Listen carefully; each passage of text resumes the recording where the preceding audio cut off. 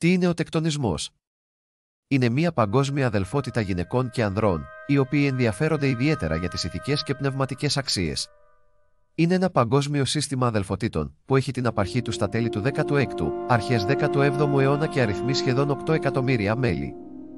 Τα μέλη του διδάσκονται τις αρχές του μέσα από μια σειρά ψυχοδραματικών αναπαραστάσεων, που ακολουθούν παλαιούς και δοκιμασμένους τύπους και χρησιμοποιούν τις συνήθειες και τα εργαλεία των αρχαίων οικοδόμων, ως αλληγορικούς οδηγούς.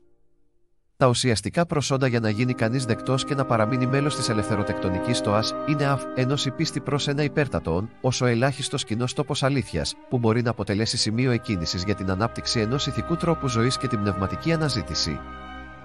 Η συμμετοχή είναι ανοιχτή σε ενήλικες, γυναίκες και άντρες, οποιασδήποτε φυλής ή θρησκείας, που πληρούν τις προϋποθέσεις αυτές και έχουν καλή φήμη, ως έκφραση της συναίσθησης της τιμής. Οι τρεις μεγάλες αρχές. Από πολύ παλιά οι ελευθεροτέκτονες έχουν ενστεριστεί και εφαρμόζουν τρεις μεγάλες αρχές. Αδελφική αγάπη. Κάθε αληθινός ελευθεροτέκτονας δείχνει ανοχή και σεβασμό στις ιδέες των άλλων και συμπεριφέρεται με καλοσύνη και κατανόηση απέναντι σε όλους τους συνανθρώπους του. Αγαθοεργία. Ο τεκτονισμός ασχολείται με την παροχή βοήθειας προς τους ενδεείς, τα ορφανά, τους ασθενείς και τους γέροντες.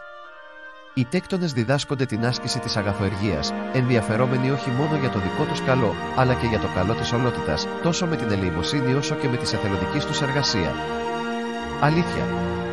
Οι ελευθεροτέκτονες αναζητούν την αλήθεια και ερευνούν για την ανέβρεσή της εφαρμόζοντας υψηλά ηθικά κριτήρια, τα οποία προσπαθούν να πραγματώσουν μέσα στην ίδια τη ζωή τους, με την έμπρακτη άσκηση του αγαθού, που πηγάζει από το εσωτερό είναι του ανθρώπου και αναζητεί την έκφρασή του.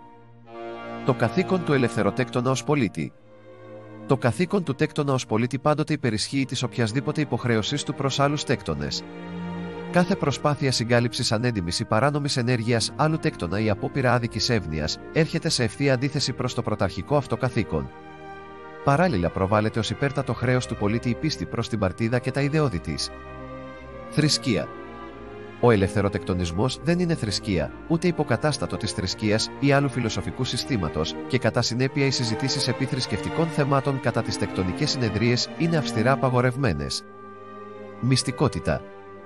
Ο τεκτονισμός δεν είναι μυστική εταιρεία, αλλά οργάνωση φιλοσοφική, ερευνητική και αγαθοεργός. Ελευθεροτεκτονισμός και πολιτική. Ο ελευθεροτεκτονισμός δεν είναι πολιτική οργάνωση και κάθε συζήτηση επί πολιτικών θεμάτων κατά τις συνεδρίες του απαγορεύεται. Συμπέρασμα. Ο κύριος κοινωνικός στόχος του τεκτονισμού είναι η συνεχής προσπάθεια για αυτοβελτίωση και η δράση για την ειρηνική και βαθμιαία αναβάθμιση ατόμων και κοινωνιών. Ως υπέρτατα αγαθά, ο ελευθεροτεκτονισμός θεωρεί την ελευθερία σκέψης, συνείδησης και λόγου και επομένως αποδοκιμάζει κάθε μέσον που δημιουργεί ή ευνοεί καταστάσεις αντίθετες προς αυτήν, ενώ προβάλλει το χρέος της αμήνης υπέρ παντός αδικούμενου ή καταπιεζόμενου.